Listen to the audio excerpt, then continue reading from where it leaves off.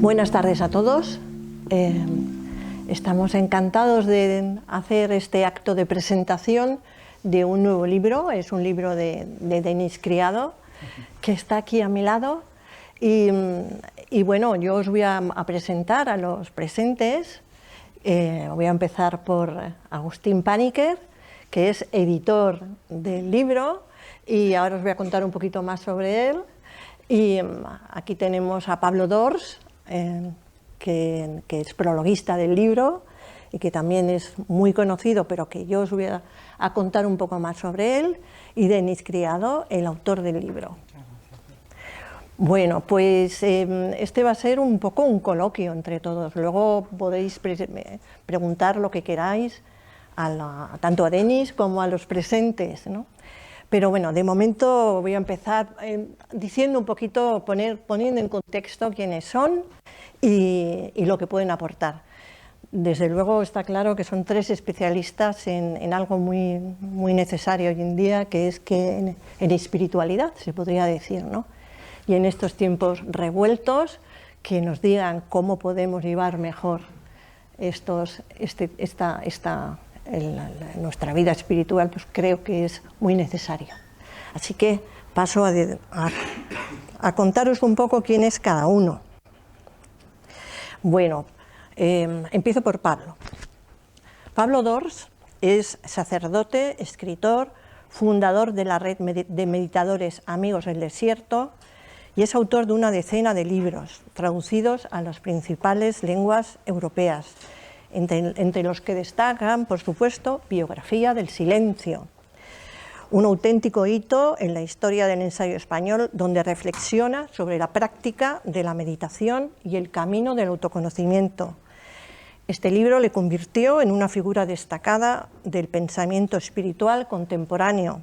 Su carrera literaria y espiritual está marcada por una profunda exploración del silencio y la interioridad y la contemplación.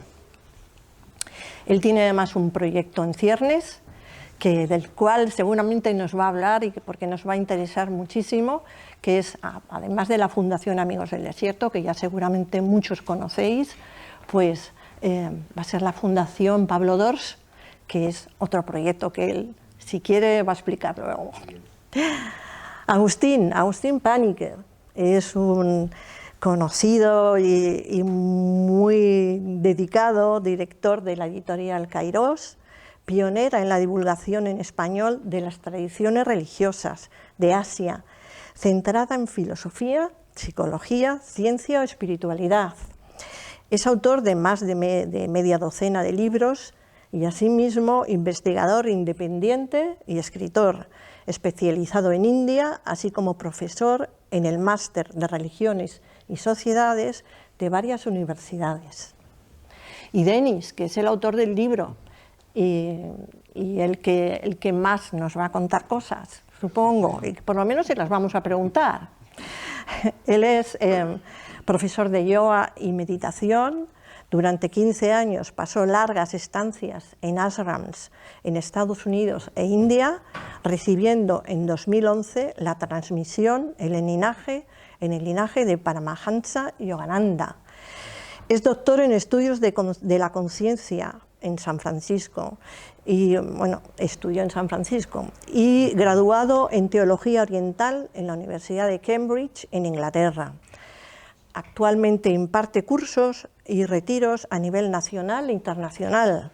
Es autor de 4 libros más que ha publicado con Kairos: Cuerpo Consciente, Danza del Amor, Las 4 Artes, y el que hoy tenemos el gusto y el placer de presentar, que es Fuerza Vital, Sabiduría Yógica para nutrir cuerpo, mente y espíritu. Pues yo creo que el menú es estupendo, ¿no? Para poder empezar a hablar, y yo empezaría un poco por lo que antes he apuntado, ¿no? Que en estos tiempos en los que todos estamos preocupados, desorientados, inquietos, pues ¿qué nos puede aportar un libro como el de Denis, y qué nos puede aportar también lo que está presente en él, ¿no? Que es esa sabiduría yógica y esa espiritualidad llevada a la vida diaria, que eso es lo importante. Yo no sé quién quiere empezar El editor, ¿no? El editor, muchas gracias. Bueno, muchas gracias, Pepa. Es un placer. Yo antes de pasar directamente a la cuestión que has planteado, sí me gustaría saludar. Es un gusto ver una sala con tantísimas personas. Pues muchísimas gracias, Pablo y la Fundación, por acogernos. Y a todos vosotros. Yo tuteo para intentar acercarme a todos vosotros. Nadie lo tome como una descortesía. Pues muy agradecido en nombre de la editorial por todos vosotros y a la asociación por acogernos.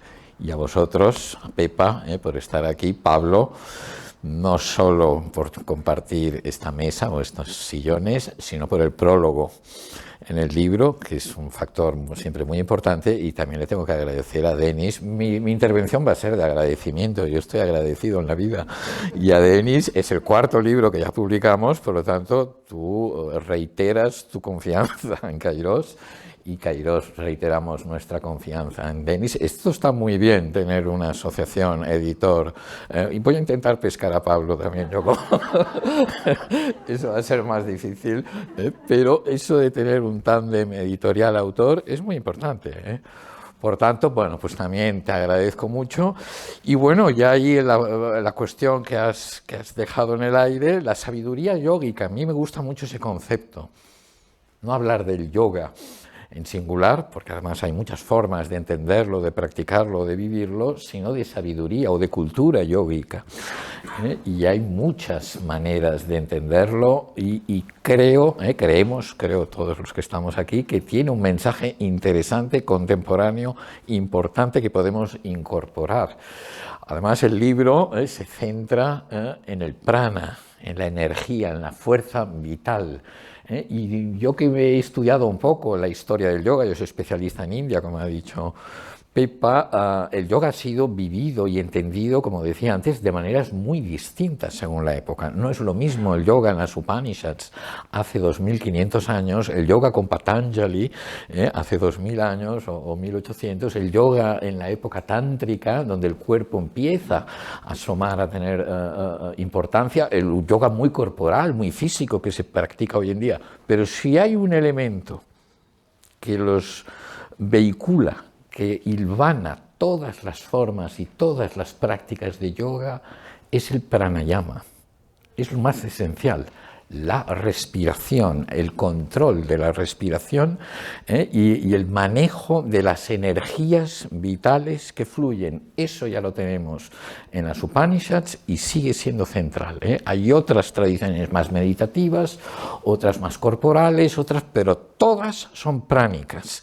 Y eso es lo que Denis nos ofrece, creo, en este libro, cómo escuchar el prana, ese aliento vital, esa fuerza vital, esa energía que interpenetra el cosmos, que los chinos llamaron chi, o ki, o en Japón también no es común de la India, pero que el conocedor del yoga y de la cultura yógica sabe destilar y presentárnosla para el mundo contemporáneo del siglo XXI, cómo manejárnosla con el prana en la alimentación, en el trabajo, en las relaciones, en lo cotidiano. Por tanto, es un libro que no tiene que ser un practicante yogi el que se pueda beneficiar y aprovechar la sabiduría que Denis nos transporta. Y yo voy a acabar, porque ya veis que cuando tengo el micro tengo tendencia a engarzar un tema con el otro, pero sí no me gustaría dejar de acabar, luego volveremos.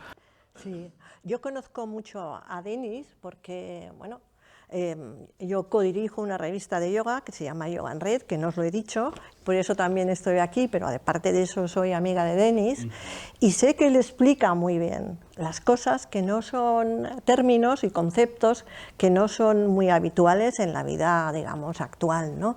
Y entonces sí que me gustaría que él nos explique un poco más el concepto del prana llevado a la vida, a la difícil vida de hoy, ¿no? Si queréis difícil, o a estos espíritus inquietos que tenemos hoy en día, ¿no?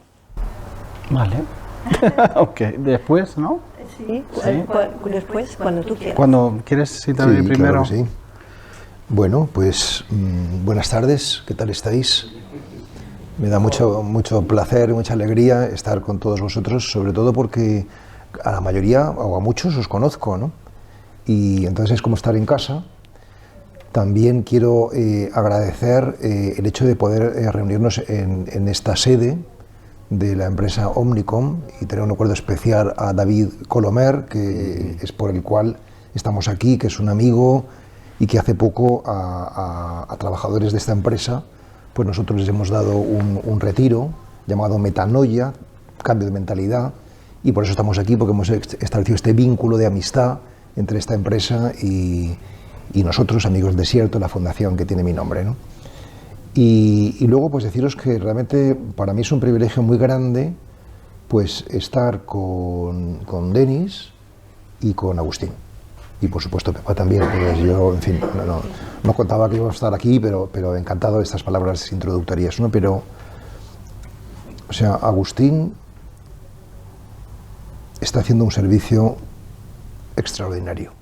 O sea, creo que los que conocéis la editorial Kairos sabéis que no exagero. O sea, realmente esta editorial está cubriendo un espacio de editorial fundamental, con mucho criterio, con mucho rigor, con elegancia, en fin, está más que demostrado. Y bueno, por supuesto que me encantaría ser uno de tus autores, pero claro, yo tengo ya mi familia editorial, entonces no hay que ser fieles, ¿no? Y son amigos tus editores, Sí, amigos. o sea que... Los amigos a veces se dan puñaladas. No, entonces, bueno, de verdad que desde que yo era adolescente, pues leo los libros de Kairos, ¿no? Y yo recuerdo, no sé, teniendo como 18, 19 años, me leí Aproximación al origen, de tu padre, y me impactó muchísimo. Es un libro que yo creo que no lo entendía casi nada, pero había algo que me atraía poderosamente Entonces, bueno, aunque sea por el vínculo familiar, gracias por todo, ¿no? Porque realmente es extraordinario, ¿no? Y Denis, realmente le he conocido hace poco, un año o dos. Un año, ¿no? Menos de un año. Y sin embargo ha entrado en mi corazón. Ha entrado en mi corazón. Y porque es un hombre, los que le conocéis lo sabéis, muy iluminado. Muy iluminado. Yo en cuanto le conocí, inmediatamente le fiché para que nos diera un curso en Amigos del Desierto, que ha sido un éxito total. Y bueno, es que solamente verle, ¿no? Ya con esa cara tan luminosa, ¿no? ya da alegría, ¿no? Ya da alegría. Y luego a mí me parece que él, y este libro lo demuestra, pues fundamentalmente es, bueno, en fin, ha bebido de muchas fuentes espirituales, pero yo percibo en él sobre todo la fuente de Yogananda, de Paramahansa Yogananda, que en estos últimos años se ha convertido para mí en alguien muy decisivo, muy fundamental, ¿no? Entonces yo cuando leí este libro suyo, de Fuerza Vital, pues percibí el espíritu de Yogananda. Dicho de otra manera, contado de otra forma, y como explico en el prólogo, muy breve pero muy sincero, porque muchos prólogos son mentiras, ¿no? La gente dice cosas, pero en este caso es totalmente verdad, ¿no? O sea que por supuesto que esperaba algo valioso, porque yo le valoro muchísimo a Denis, pero me encontré algo que no es fácil encontrar en la literatura, en los libros, ¿no? Y es un corazón puro, o sea que está escrito con mucha autenticidad, con mucha verdad. Y realmente fui discípulo de este libro, tan pequeñito y me dejé llevar y encontré que había muchas perlas, mucha sabiduría, ¿no? Así que gracias, ¿no? Bueno, yo he preparado también unas notas porque un poco más de fondo, no sé si a lo mejor es el momento o no, porque de alguna manera a mí este libro sobre el prana pues me ha llevado a hacer algunas reflexiones muy elementales, pero muy esenciales, creo yo, y las brindo por si pueden servir de ocasión para el diálogo, sobre lo que todos buscamos en definitiva, que es la consciencia, ser conscientes, ¿no? Entonces, son 4 cosas, ¿no? Y ya digo que muy elementales, pero que a mí me ha ido suscitando a raíz también de la lectura de este libro, ¿no? La primera es, ¿qué es la conciencia? Y lo primero que yo pienso cuando me hago esta pregunta es que es muy difícil decir qué es la consciencia porque somos consciencia. Entonces, definir algo que es uno mismo, no tienes esa distancia para poder decirlo, ¿no? Y lo que sí que puede uno decir es que es una cualidad de lo real. Y que si tú entras en la realidad, entras en la existencia, es la única manera para descubrir que la existencia es consciente. Entonces la existencia es consciente, y en la medida en que percibes que es consciente, entras en la dicha. Esto se dice Sat Chit Ananda, es decir, existencia, consciencia y dicha. Y es de lo que está hablando este libro. O sea, la realidad es honda, y en la medida en que entramos, vamos siendo conscientes. Y si entramos más y más, somos dichosos. Entonces es un manual para hacer este viaje, ¿no? Y la segunda cuestión es cómo se despierta esto, o al menos cómo he descubierto yo que se despierta, ¿no? Cómo habla este libro de cómo se despierta, ¿no?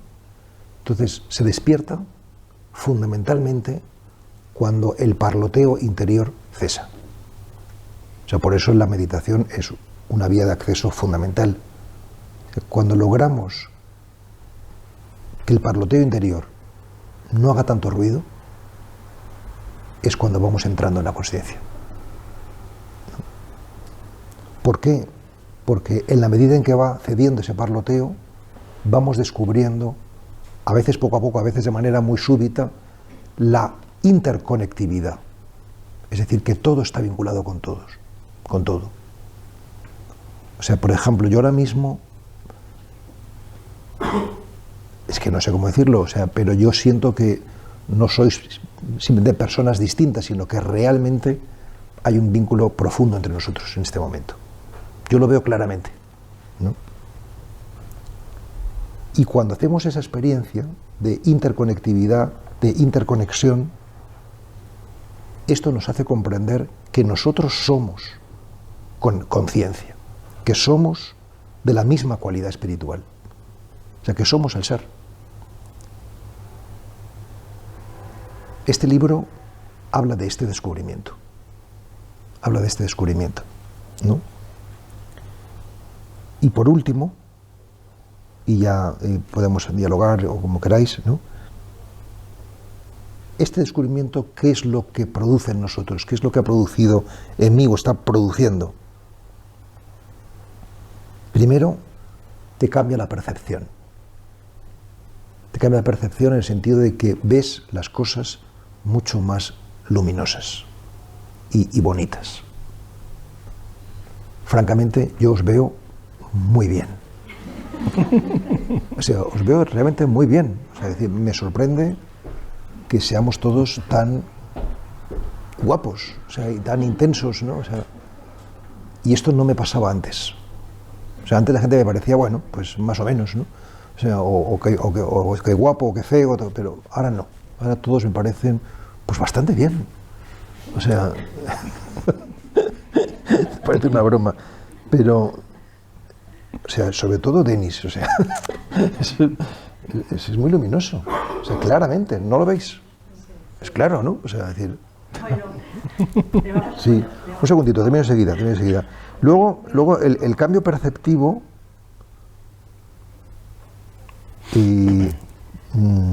produce también un cambio cognitivo, es decir, comprendes diferentemente la realidad.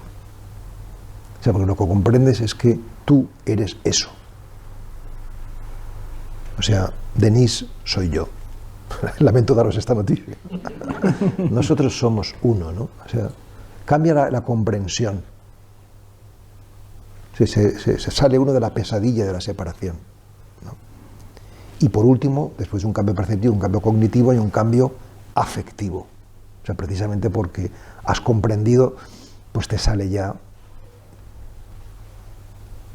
pues querer a la gente, tener esta corriente, ¿no? Y este libro, y ya no hablo más, ¿no? O sea, de momento, este libro pues te va dando estas pautas, o sea, para que uno vaya haciendo con un itinerario que es el que ha diseñado él, en su propia vida.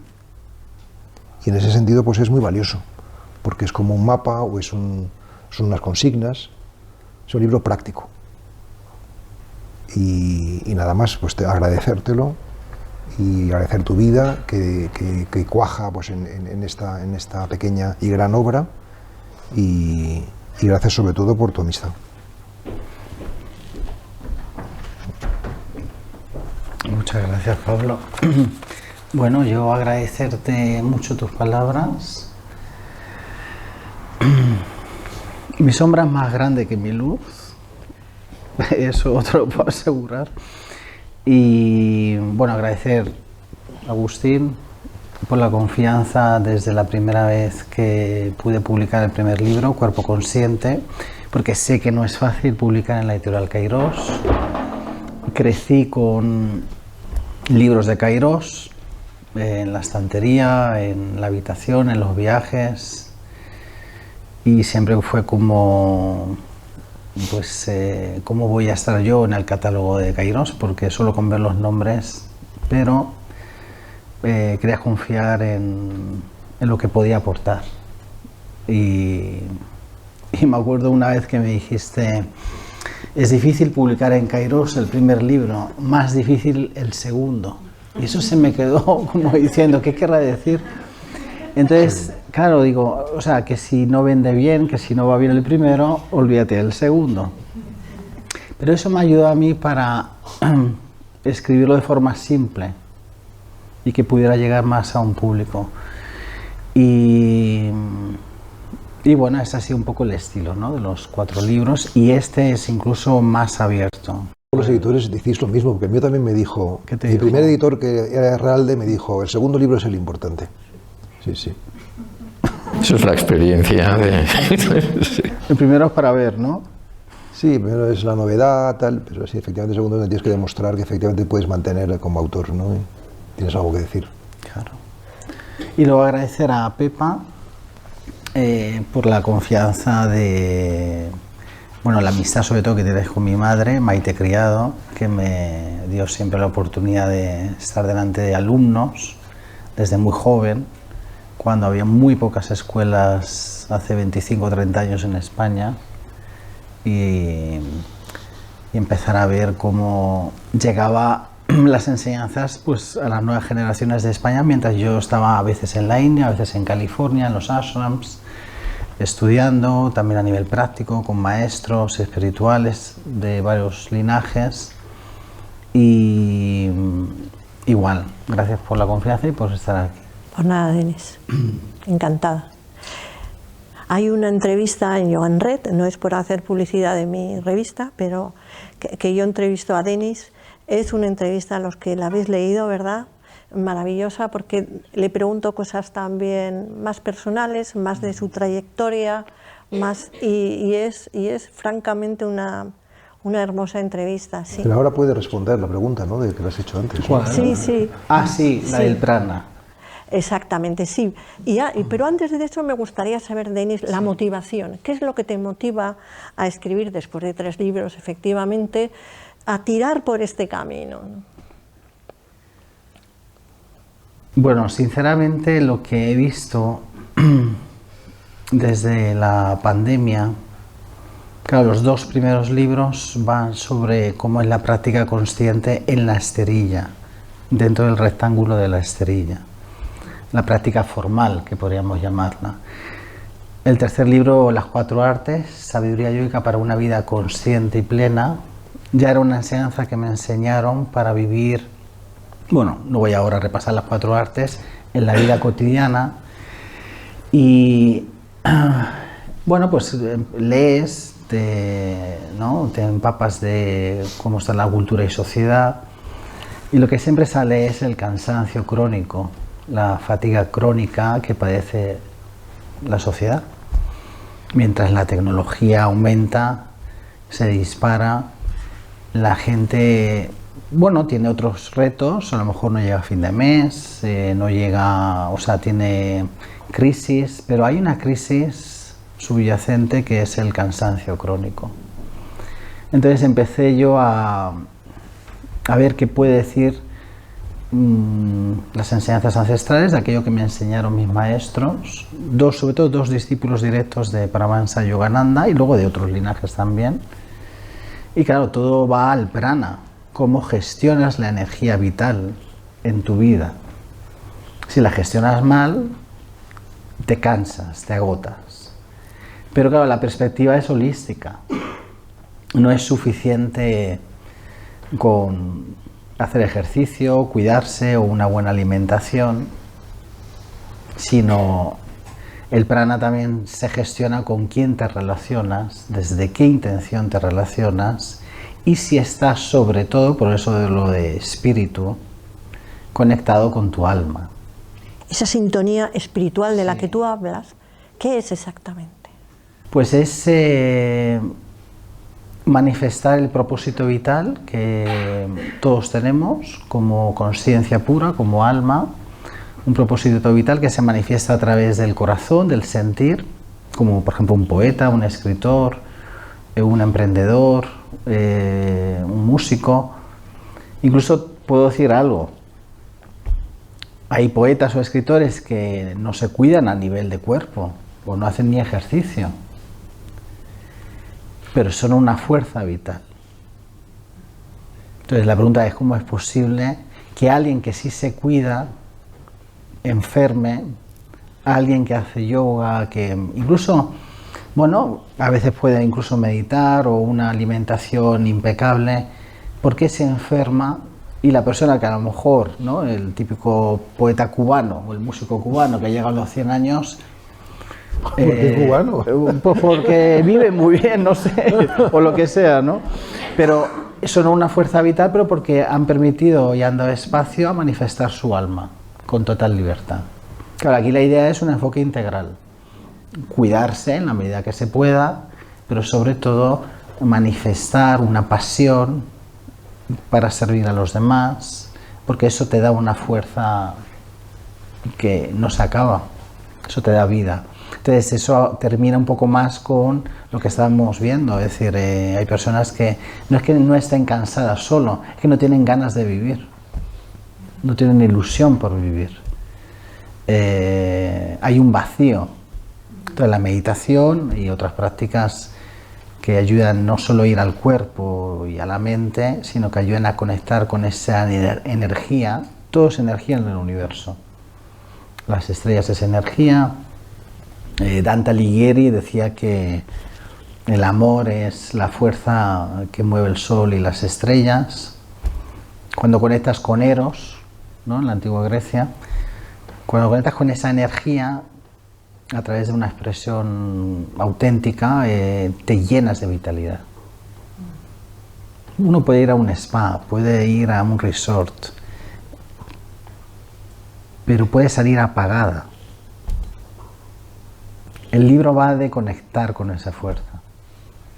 Y mientras, sí, haces asanas, mejoras tu alimentación, tus relaciones, ¿no? Eso que se dice, tú me agotas, ¿no? Tú me restas energía. Bueno, no se dice, se puede llegar a pensar. Pues también, bueno, es conocido como las relaciones tóxicas. Pero desde el punto de vista yoico se ve como energía. También hay lugares que te restan energía. Por ejemplo, este lugar que tiene plantas, que tiene colores, hay muy buena energía, si fuera, ¿no? Entonces, es como jugar con eso, como la batería de un móvil, como saber enchufarse para cargar la batería del cuerpo. Y también energía en los libros. ¿Qué lees? ¿Te aporta una energía o te la resta? ¿Qué ves en televisión? Pues hay que tener cuidado qué quieres ver. Noticias negativas todos los días te puede agotar. Ahora estamos expuestos al teléfono. Ese es un problema, ya ni te cuento para los niños y adolescentes. La desconexión entre nosotros mismos. Y que su sistema nervioso está colapsado porque no estamos diseñados para procesar tanta información en tan poco tiempo. Yo siempre lo digo, mis abuelos, en su generación había mucho silencio. Si paseaban era sin móvil porque no había móvil. Entonces es un poco rescata esa idea del libro. Rescatar también ese espacio de silencio en nuestras vidas, ¿no? Claro, espacio de no hacer, de no querer saber y de no buscar iluminación, de no buscar ser mejor persona, sino también abrazar lo que está presente, la angustia o un sufrimiento, porque hay mucho consumismo también de bienestar. Tienes siempre que hacer algo para estar mejor. Ahora haz este otro curso, ahora este otro curso.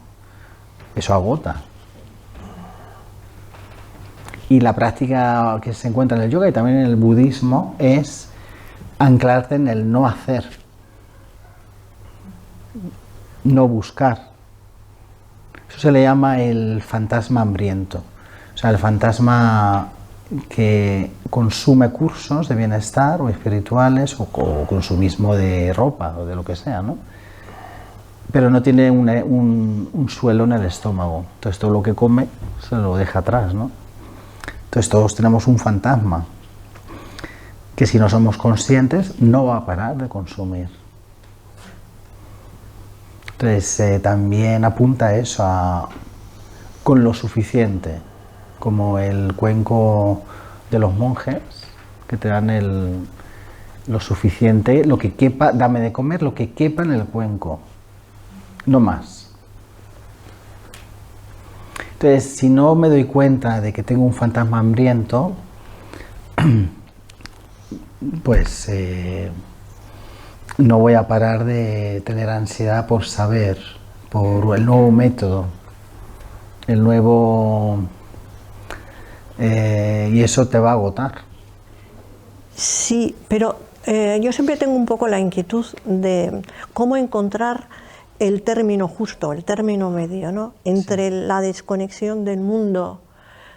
Creo que también hay un poco una tendencia a, pues eso sí, a desconectar de lo desagradable, desconectar de la vida, de lo, si me permitís, incluso de lo real, ¿no? Y encerrarte un poco en un mundo, en una burbuja, llámalo como quieras, pero en una burbuja individual. ¿Cómo mantener un poco ese equilibrio? Pablo mencionó cuando descubrimos que podemos ser más consciencia. En el libro hablo de 3 pasos, son muy simples, de las 3 A's: atención consciente, de que a lo mejor tengo una cojera, de que a lo mejor tengo un mal hábito. Todo empieza por ahí. Luego aceptación, ok, estoy cojo, no pasa nada, no me critico por ello, tengo este mal hábito. Y luego el tercero es ajuste. Ajuste. Que eso me llama la atención. Claro, ¿qué significa? Ajuste es, bueno, pues que vas a hacer cambios poco a poco, sin autoexigencia, sin ansiedad, y cuando vas sumando todos los ajustes puedes cambiar una vida entera. Pero todo parte de ser consciente. Me gustaría saber, un poco saber vuestra opinión también sobre este tema, ¿no? En dónde reponer esa energía vital que tanto necesitamos a veces con la que está cayendo, ¿no? Pero, sí, no, por favor. Adelante. No, más bien, yo puedo responder, pero me interesaría preguntarle a él también. Claro. Sí. O sea, pues la primera pregunta es, ¿qué es la energía? Ah, vale. ¿Qué es la energía, no? Y luego la segunda sería, tú has hablado que no estamos diseñados para procesar tanta información. Y has respondido diciendo, tenemos que anclarnos en el no hacer. Dinos cómo haces tú para anclarte en el no hacer. ¿Qué es lo que haces en concreto para no hacer? Muy bien. ¿Qué es la energía? Sí, Primero, sí, ¿no? Sí. O como quieras, vamos. Sí. Pues cuando le pregunté a mi gurú justo esa pregunta, ¿qué es la energía?, te voy a responder lo que me respondió. Me dijo tal cual, la energía es la conciencia hecha visible. Es decir, todo es energía. Ya la física se pasó de Isaac Newton a una física cuántica. Todo es energía. Si ponemos un microscopio en todo es energía moviéndose. Las estrellas es una condensación de energía que tiene un orden inteligente. Ese orden inteligente es que hay una consciencia inteligente que hace que la energía de una semilla, esa fuerza energética, hace que pueda nacer un bosque entero.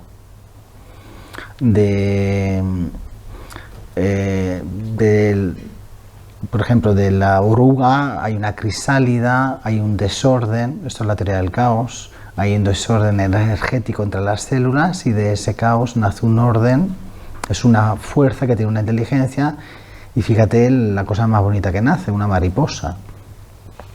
También se le llama espíritu en acción a la energía.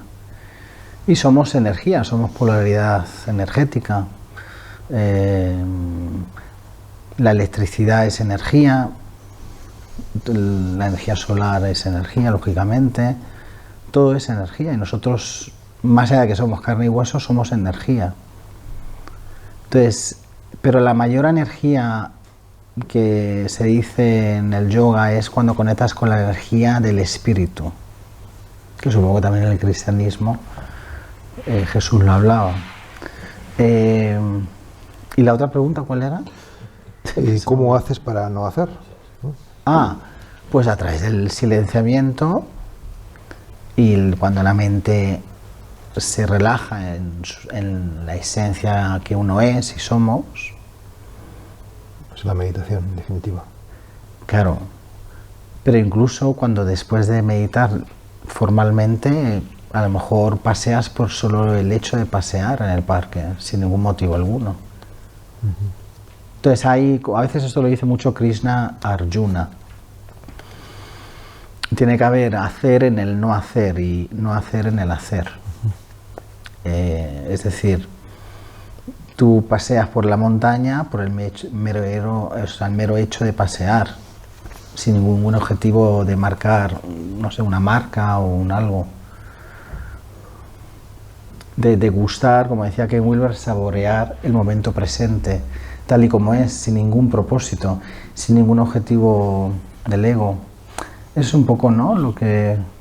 Hombre, aquí han salido cosas muy profundas, ¿eh? La intervención de Pablo primero y ahora tú, Denis, tenemos para varias sesiones. A mí me gustaría aportar el ángulo, aquí que veo Shiva en esta mesita.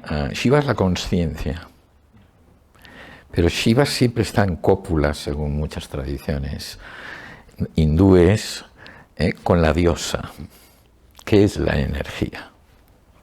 Esa polaridad, cuando se une, cuando trasciende la dualidad, es precisamente la consciencia que se despliega en energía en el universo, Shakti.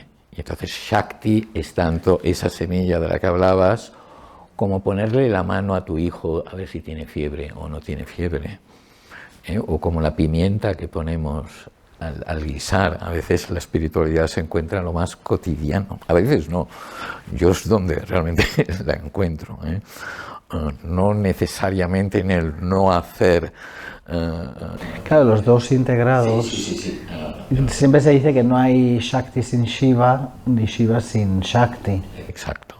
Pero también me ha gustado eso que has dicho del no hacer, eso es de Arjuna y Krishna, eso es el karma yogi, el yogi de la acción, aquel que actúa como una entrega a la creación, sin esperar nada a cambio, desinteresadamente. Yo actúo porque tengo que hacerlo, porque en esta vida tenemos que actuar, participar, participo de lo sagrado, de la existencia, de la realidad, pero no busco a cambio recompensas para mí, para mi familia, para mis intereses, actúo. Y esa es una de las enseñanzas, la enseñanza central de la Bhagavad Gita, que tú recoges muy bien aquí en el libro, cómo ser karma yogis en este mundo complejo, difícil que nos toca lidiar en el siglo XXI, ¿no? Sin necesidad, aunque no lo impide, sin necesidad de retirarse del mundo. Que también se puede, esa es la otra vía. La vía más renunciante y más eremítica, que también. Claro, son las dos que uno puede elegir. Pero la sabiduría yógica siempre dice que hay tantos yogis como personas, y eso es una de las magias del hinduismo o de las tradiciones hindúes, es que te dice, no, ajuste el camino a sus necesidades, a su personalidad, a sus características. No tiene que haber un único camino para todos, hay tantos como practicantes, como yogis, como devotos. Y solo que no está mal si nos dan unas guías, unas guías prácticas más o menos generales, universales, porque uno las integra, uno aprende y sirven de referentes, por supuesto, para esto están los libros. Claro, exactamente, bueno, siempre se dice, ¿no?, que hay como dos caminos en el yoga, el de vivir dentro de la vida o más de renuncia. Claro, tiene un corte tántrico, de cómo las enseñanzas a través de la energía nos pueden ayudar a vivir mejor, ¿no?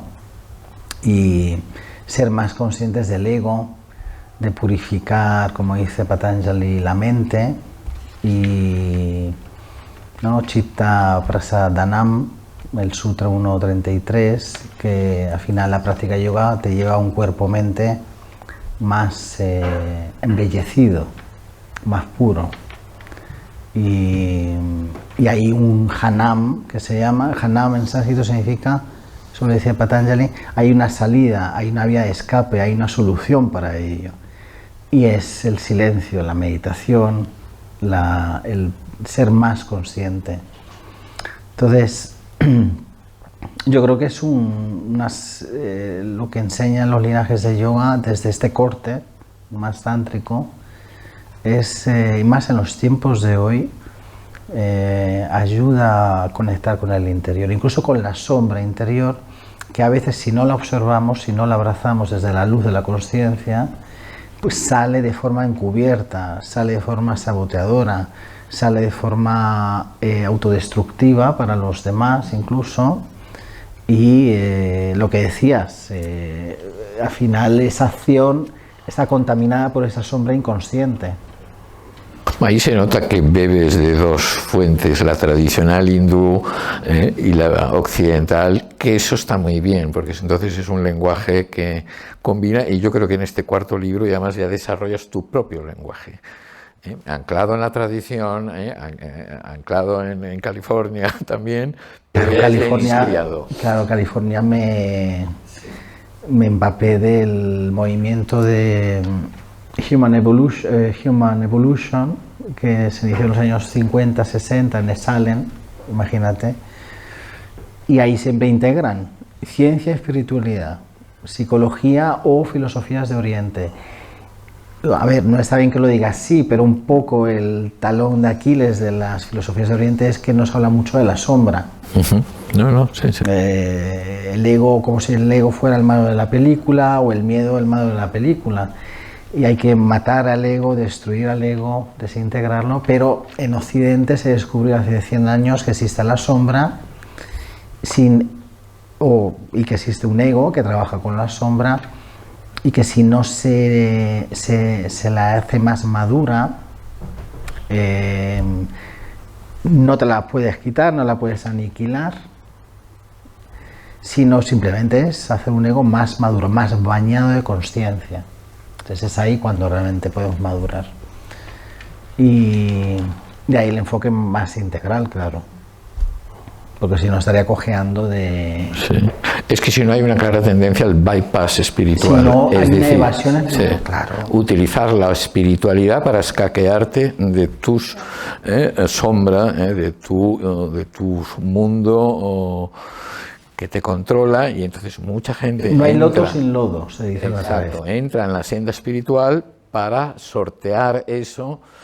Y no, yo creo que ahora las nuevas tendencias, una cosa es el despertar y otra cosa es el desarrollo personal. Hay grandes maestros y luego uno que sabrán meditar muy bien, pero luego son pésimas personas. ¿Qué pasa aquí? Y hemos visto muchos casos en todas las tradiciones. Claro, hay que Wilber lo llama turista espiritual. Sí. ¿Por qué no se integran esas dos partes? En el siglo XXI, en los contextos sociales en los que estamos, ya no se puede mantener los viejos métodos medievales, hablo de Oriente o de Occidente. Sí, sí, sí.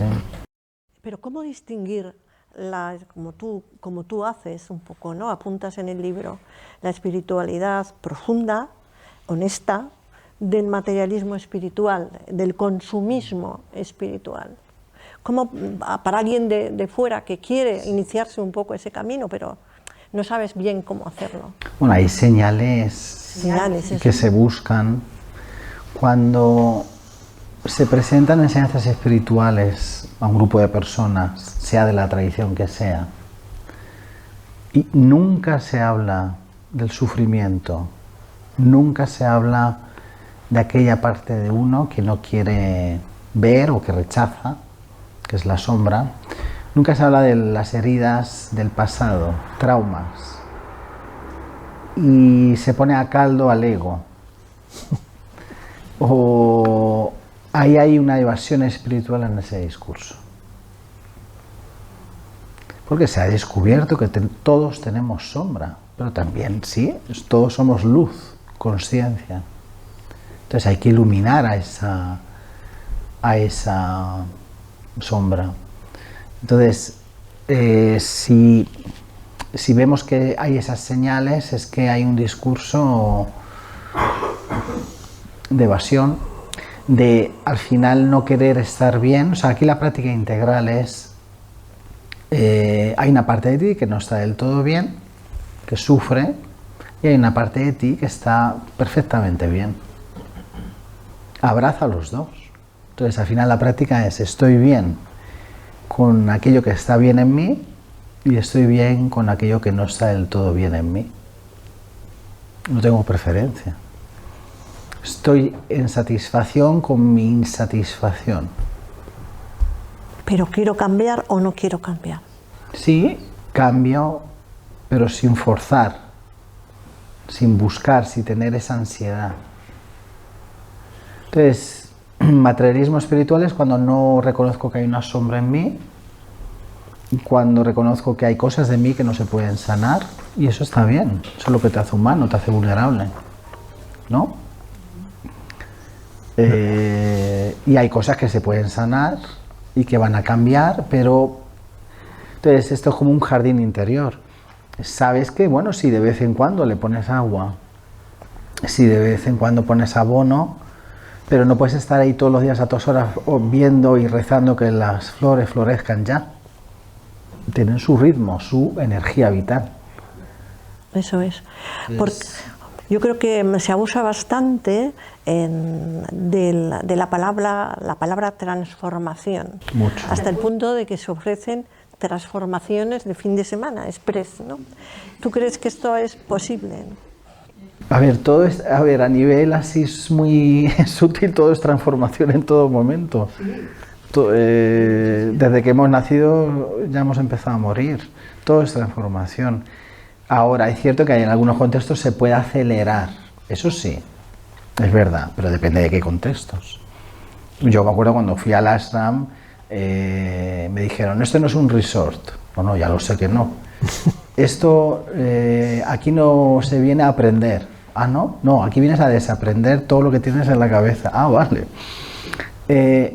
Aquí no vienes a ver si cambias. Ah, ¿no? No. Vienes a aprender a abrazarte tal y como eres. Y posiblemente cambies, pero no porque lo buscas. Y efectivamente es una coctelera ahí dentro. Porque te sacan lo peor que no quieres ver de ti. En vez de transformación, pueden llamarlo al revés. ¿No? Yo te quiero hacer una pregunta, Denis, porque estas cosas que estás diciendo son muy enjundiosas, ¿no? O sea, son muchas demasiado, cosas. ¿no? Entonces, ¿tú crees, te lo pregunto de verdad, no es una pregunta retórica, Sí. ¿tú crees que a medida que uno va avanzando en el camino espiritual, tiene cada vez menos sombra o más?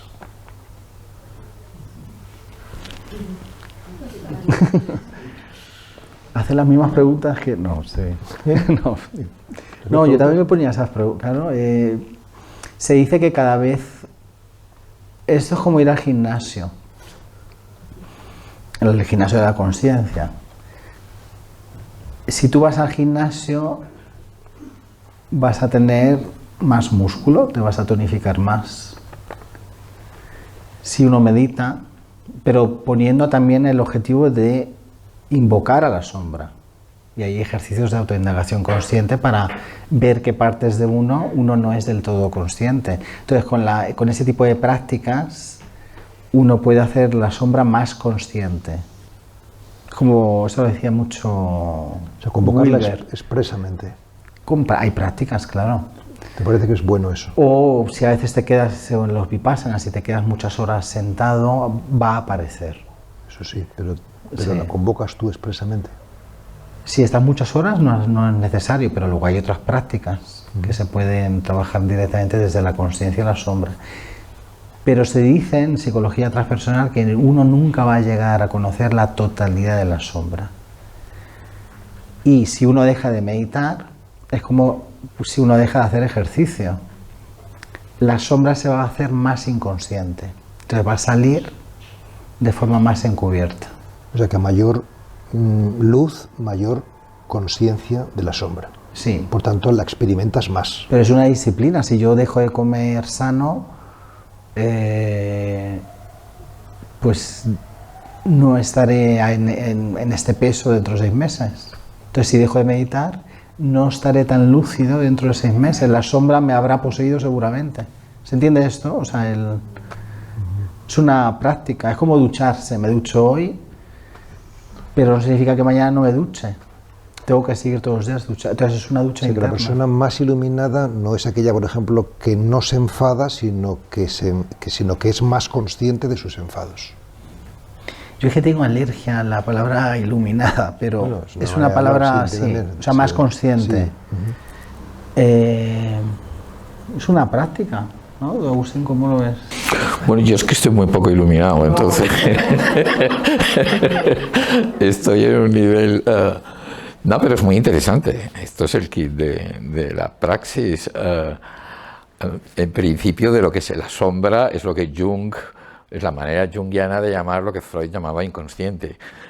Y básicamente, pero es el mismo mundo de todos aquellos factores reprimidos, y de lo que se trata en la terapia es de que eso no nos domine, como hacerlo consciente, y eso es la persona integrada, adulta. Lo digo por teoría, no porque yo esté avanzado. Por lo tanto, yo creo que se debería dar una doble. A medida que uno va cultivando los estados, por decirlo así, que compensan los estados mentales saludables, puros, no tóxicos, va aligerando, creo, también el poder. No solo la hace más consciente a la sombra, que sí, sino también la va aligerando. Al menos esa es en el mundo budista. Esa es nuestra esperanza, ¿no? En el mundo budista se trata de eso, utilizar la acción, el karma, para contrarrestar el karma positivo, la generosidad, la compasión,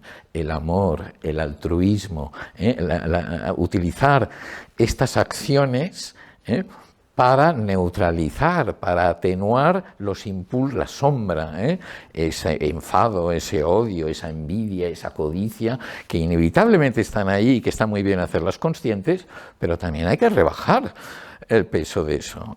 No solo se trata de decir, bueno, soy muy consciente de que me estoy enfadando, sino, creo yo, que uno debería, lo digo por teoría, no porque yo, uno debería ir enfadándose menos a medida que uno va atenuando, que esté dominado por estos impulsos de la sombra o del inconsciente. Yo quiero decir una cosa, y es que yo sí que quiero decirlo por experiencia, aunque sea modesta, ¿no? O sea, y es que todo esto que estamos hablando es tal cual. Es decir, que realmente no son palabras, en fin, sino que realmente si tú haces un camino interior serio, verificas que estás mucho mejor. O sea, que realmente esto es operativo. Entonces, podrá ser más o menos operativo, depende de nuestro foco en el asunto, depende del momento en el que estemos, de tantos factores, pero que esto funciona. O sea, esto es importante decirlo por si alguien pues es escéptico. Diga, pues bueno, quédate con tu escepticismo, pero que sepas que no es una comedura de coco, sino que realmente, lo digo porque muchas personas escuchan esto y le parece que es música celestial. A lo mejor los presentes no, ya sabemos, pero no es música celestial. Es una información esencial. Tú aconsejas, Denis, un método, seguir un camino, una disciplina, si quieres, ¿o no? ¿Sabías qué nombre? Sí, un método... El amigo del desierto. El que siente el amigos del desierto. Tremendo. La que sienta. Hay gente que siente la llamada en el budismo o en el cristianismo. Pero que ayuda, me refiero ya no a una cosa u otra, sino a un camino, ¿no? A un método, sea el que sea, pero que... Yogananda decía, la técnica no es lo importante, el método no es lo importante. Después de escribir 60 o 100 lecciones de técnicas, ¿no? Sí. Claro, pero no es lo principal, o sea, sí es importante, pero es más sentir devoción pues, por el camino que has elegido, o sea, los dos. Técnica sí, sin sentirlo, por muy bonita que sea el método, la técnica no es... Yo quería puntualizar algo que dijo Agustín y Pablo. Claro, cuando uno despierta a su conciencia y descubre la sombra, ahí se llama la noche oscura del alma. Y es una época muy difícil en el camino espiritual de la conciencia. Y hay gente, pues eso se le llama en Estados Unidos emergencia espiritual, que lo acuñó Stanislav Grof, el psiquiatra Stanislav Grof. Y entonces hay gente que siente que se ha vuelto loca, porque descubre que tiene una alfombra dentro de sí y debajo de esa alfombra hay mucha suciedad. Y sacar la alfombra y sacudir la alfombra, tela.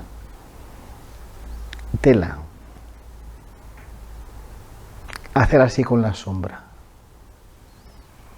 Entonces, ahí hay un momento en el que los pilares de la persona se tambalean y claro, ahí es clave un buen acompañamiento de una persona que tenga más recorrido y que ha sabido que hay que pasar por ahí para luego realmente renacer o florecer desde... Creo que es un camino que hay piedras, no es un camino de rosas, ¿no?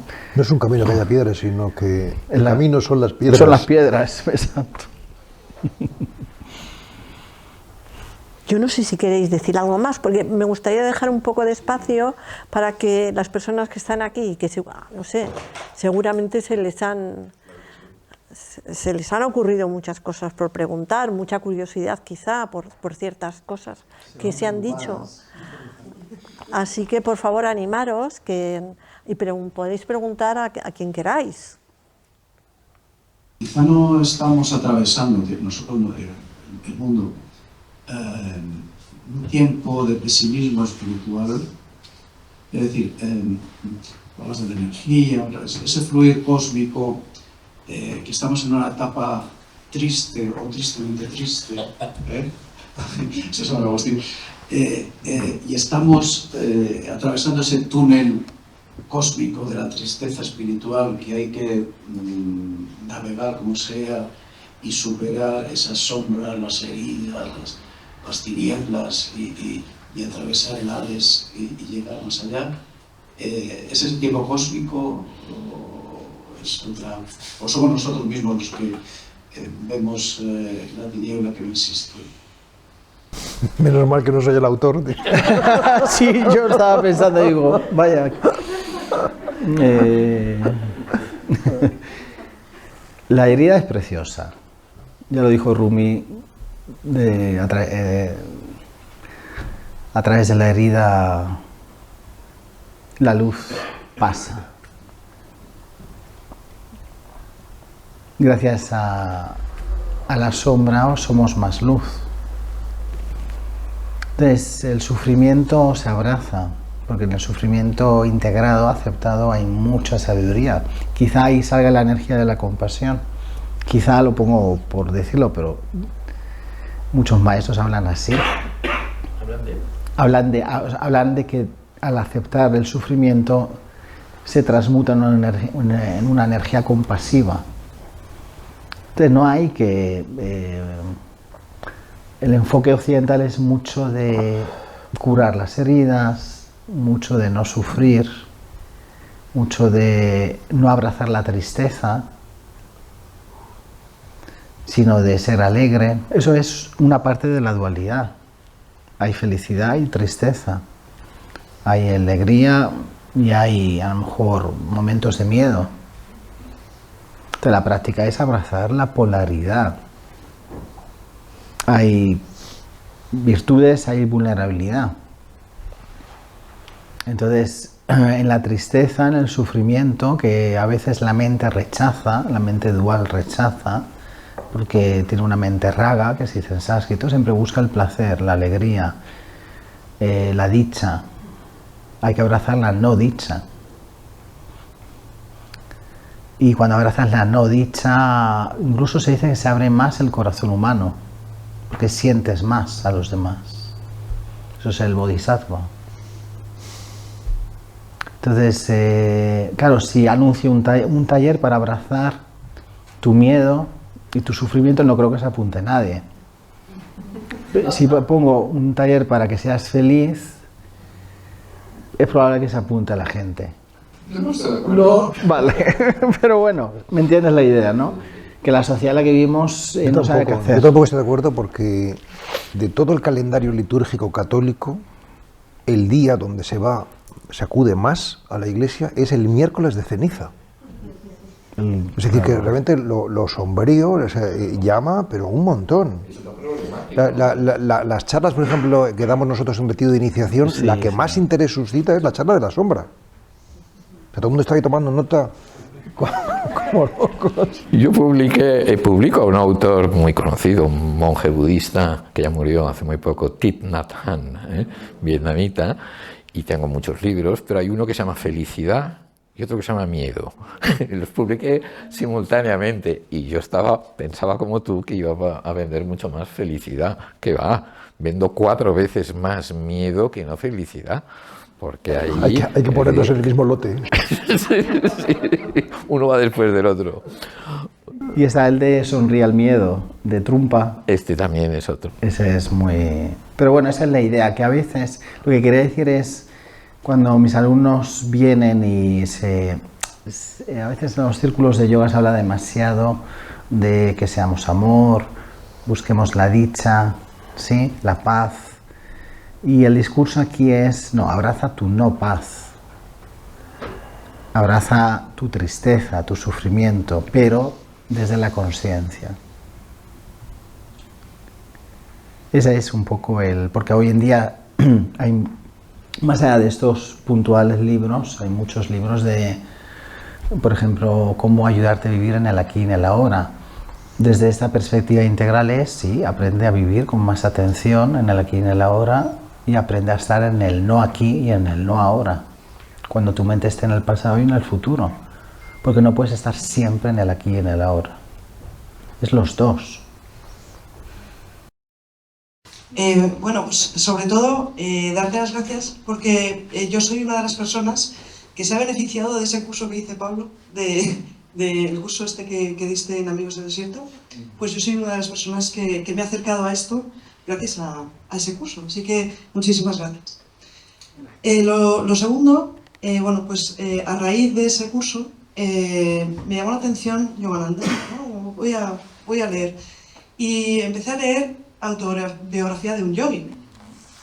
Entonces le di mucho la tabarra a esta que viene aquí conmigo, a mi lado, mi hija, ¿no? de todas estas cosas y tal, por eso viene.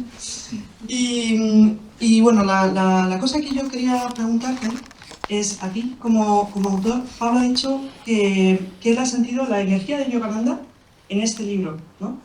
Obviamente, me imagino que será así. Pero ¿en qué puntos tú notas que hay esa energía? ¿Tú sientes esa energía en el libro? A ver, te voy a contar una anécdota. Cuando escribí mi primer libro, en el 2000, bueno, lo he escrito de muchas notas de muchos años, pero ya me dio el visto bueno Agustín de Envía el borrador. Esto fue al principio, un poquito antes de la pandemia, en 2019. Y yo lo mandé y llegó la pandemia y llevaba semanas en casa. Digo, pero ese libro ni tú lo comprarías. O sea, y porque no tiene corazón, era técnico. Entonces llegó la pandemia y entonces le dije a la editorial, a Isabel Asensio, que ¿me podéis devolver el borrador? Que estoy en casa, no tengo nada que hacer. Y entonces dije, tienes que, claro, y ahí surge el miedo. Es fácil escribir un libro desde la cabeza, o sea, más intelectualmente, pero abrirse. Y ahí es cuando sientes esa energía. Entonces quise impregnar, escribir con el corazón, como cuando escribes una carta de amor o una carta, ¿no? A un familiar, o lo escribes con el corazón.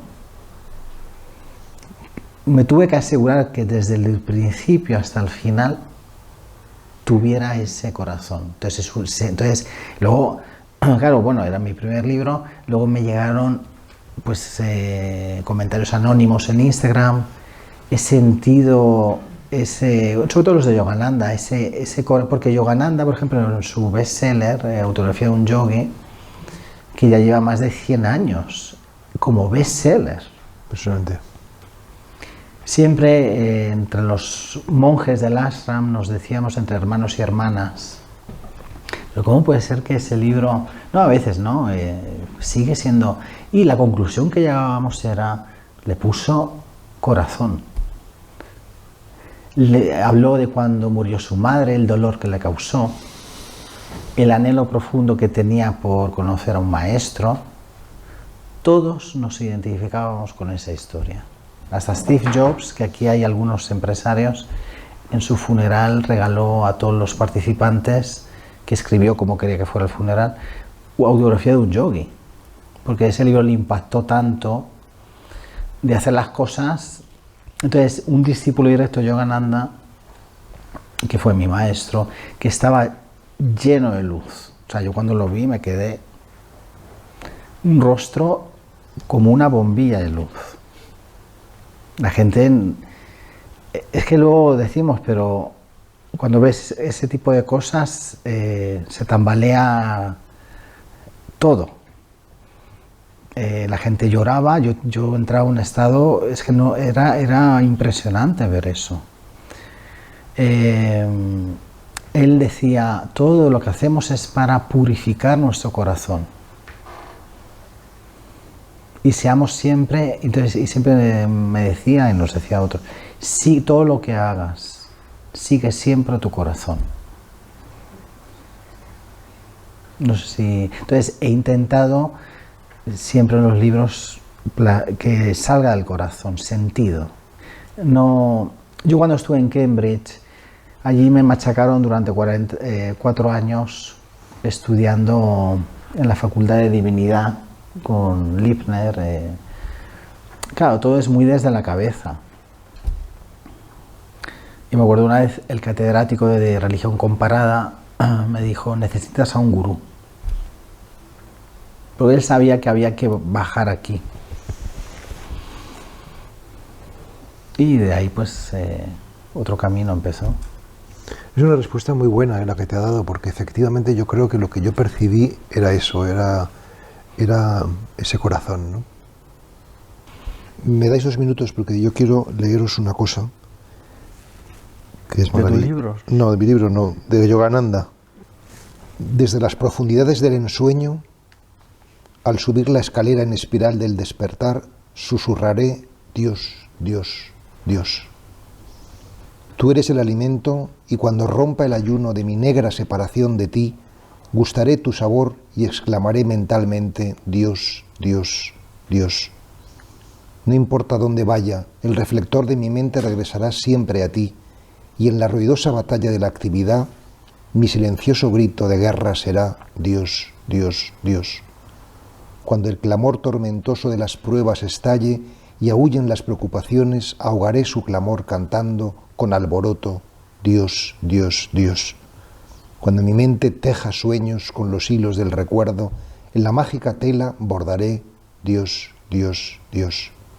Cada noche en el sueño más profundo, mi paz sueña y grita, júbilo, júbilo, júbilo, Dios, Dios, Dios. Despierto, comiendo, trabajando, soñando, durmiendo, sirviendo, meditando, cantando y divinamente amando, mi alma murmura constantemente, sin ser oída por nadie, Dios, Dios, Dios. Qué bonito. Pues te agradecemos mucho la lectura, Pablo, y os agradecemos a todos los que habéis venido a este precioso acto. Espero que os haya complacido muchísimo. Damos las gracias, ¿verdad?, a Agustín, a Pablo y desde luego a Denis por todo su trabajo y este libro maravilloso. Gracias.